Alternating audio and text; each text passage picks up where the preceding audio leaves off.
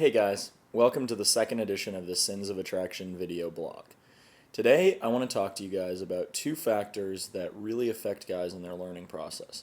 The first one is approach anxiety. Approach anxiety is one of those things that we don't really have a 100% foolproof solution to. In fact, I don't even want to look for a solution to approach anxiety because instead I just want to focus on ways to deal with it. One of the ways that I deal with it is through a process of just logically chunking things down. You know why you're at the club, right? Most people in the community rather, we don't really like clubs all that much. I know I don't, that's for sure. So when I'm at the club, I'm not there to just kind of stand around and drink. I'm there to approach beautiful women. And so by knowing that, I know that anything that I do that isn't conducive to that end goal is wrong. By definition, it's wrong because my goal, my intention to being there is to meet as many attractive women as possible. So one of the things that I do is I set little kind of tasks for myself because I think it's really, really easy to just sit around a bar, especially if you like to drink, like I do. So one of the first things I do is I make sure that I do not order a drink until I open a set, right? The reason for this is that it stops me from just going to the bar and making excuses. You'd be amazed at how many guys will walk around, go to the bar, go to the bathroom, talk to another dude, like talk to an instructor, all these things to get out of approaching. You have to take all the excuses out of your way. One of the things about people who find Mystery Method is we're all really smart guys. Well, one of the things that smart guys are good at is making excuses. So don't allow yourself to have any excuses. Get in, open the set. Another thing I do is I like to focus on external things, right? A lot of the time your body will lie to you. The signals that your body sends to you are real. They come from a place of the brain called what I believe the cingulate cruciate cortex.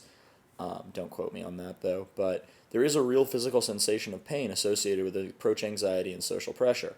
So it's not all just in your head. You can't just tell someone to stop being a pussy, right? There is an actual real thing. But what we can do is we can progressively desensitize ourselves, and a great technique for that is to focus on something externally to get you out of your head. One of the things that I got from Eckhart Tolle in The Power of Now was the idea of becoming present. The more present you are, the less you continue to worry about things that are going to happen in the future. See, the thing with approach anxiety is that you're worried about something that hasn't happened yet, or you're thinking about things that have happened in the past. But the truth of the matter is that everything that happens is going to happen at the present moment in time. So it becomes really important to get into that state. So one of the things I like to do before I do a set is I'll take a deep breath, blow it all out, and I'll just focus on feeling my hands, right? Keep my hands down by my sides or whatever, but I focus on feeling just a feeling in my hands. What does it feel like to just have, what do my hands feel like, right? You'll start to feel it, it's a little tingly, but you actually start to feel what your hands are. Don't move them. And as you do that, you can kind of spread that throughout your arms, legs, etc. It sounds really woo-woo, but it gets you out of your head. The idea is that it gets you towards bodily sensations. Another thing I'll do is I'll focus on like my feeling of my feet on the floor. Because once you do that, now you're not thinking about the bad things that can happen, you're just thinking about what is, and then you can move forward. And that's been really, really helpful for me in terms of dealing with my approach anxiety. The last technique I want to give you guys to deal with approach anxiety is the idea of surrendering. Surrendering to the moment. Stop fighting it, right? A lot of guys, they get approach anxiety and they're like, rah! I have to beat this approach anxiety. But for me, when I feel it, I go, oh, approach anxiety. That's a feeling. All right, well, doesn't have to stop me. I can still move forward, right? And that's what I do. You don't fight it anymore because what you resist persists, right? It's very important that you're constantly moving forward and constantly trying to make strides. Now, the other second type of anxiety that really affects guys is what's known as sexual anxiety. And sexual anxiety is a really insidious kind of evil form of anxiety because it takes a bunch of different forms. It can take the form of if you're inexperienced in the bedroom. I know when I first started this, I hadn't been with any girls. Like, I actually have no non-community success under my belt. Like, I was a virgin until I read Double Your Dating years and years and years ago. And so in the beginning, I was nervous about when things would start to turn sexual because I just hadn't had the experience. What I did is I educated myself about sex and women's fantasies.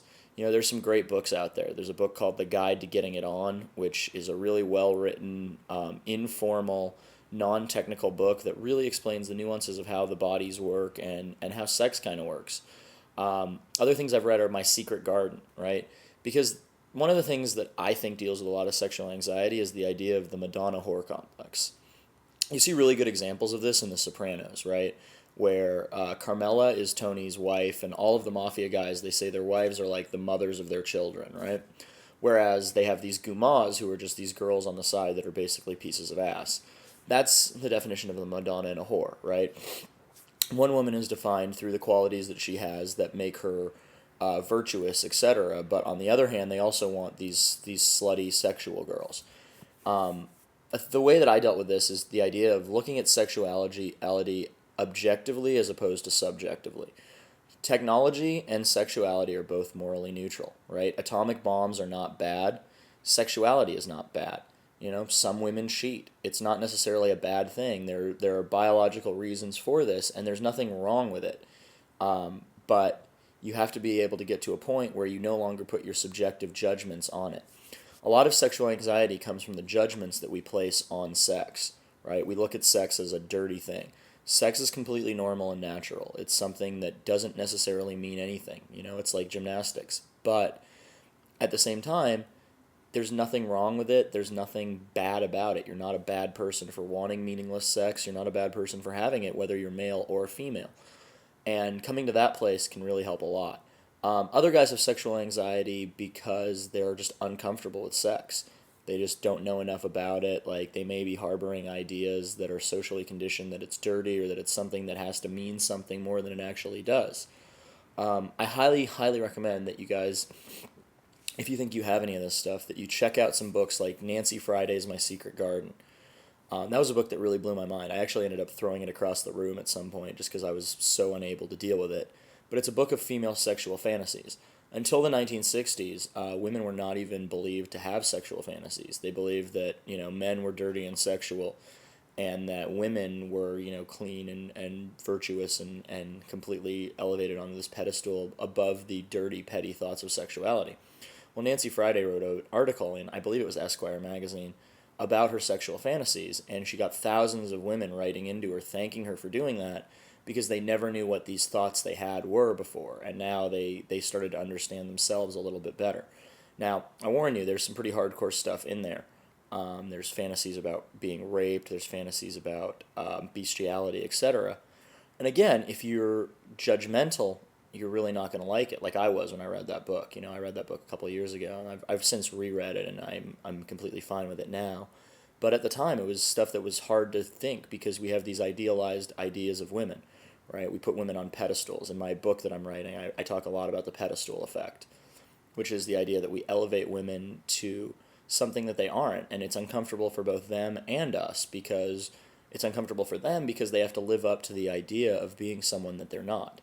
Right? Look at what happened to Britney Spears. She went crazy because she was this 23-year-old girl who was doing stuff that normal 23-year-old girls do, like, go to the club with no underwear on, but every little screw-up that she made was magnified because she was supposed to be this kind of iconic person. That's kind of what guys do to women, is we elevate them to iconic status to the point where anything they do, they're going to feel magnified to live up to this image that we give them. It's also bad for us because we raise their value above ours. Right? You have to be able to look at men and women, regardless of their social status, regardless of their looks, etc., as completely equal to get good at this game. So hopefully, I've shed a little bit of light on approach anxiety and social anxiety today. Sexual anxiety. If you guys have any questions, don't hesitate to email me. My email address is sinstravel@gmail.com, and there'll be a flashing thing at the end that says it again. So until next time, hopefully I'll see you guys at one of my lair talks or in the field. Have a good day. Bye.